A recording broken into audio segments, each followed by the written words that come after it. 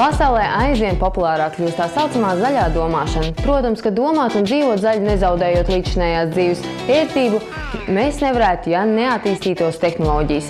Tieši zaļās domāšanas sakarā Eiropā aizvien lielāku popularitāti sāk izmantot tā saucamie elektromobīļi, jeb automašīnas, kuras darbojas uz elektromotoriem, nevis iekšdedzes.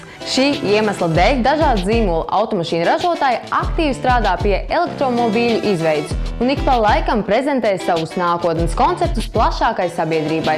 Tikko šāda elektromobīļu konceptu ir atrādījusi arī kompānija Peugeot. Par jauno autodizainu es teiktu, ka man tas mazliet atgādina uzķīlētu golfa laukuma auto vai Marsa izpētes kuģi, kas pielāgots zemes dzīvei.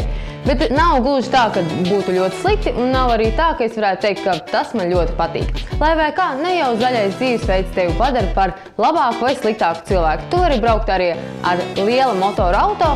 Galvenais ir tas, kā tu izturies pret to, kas tev ir apkārt.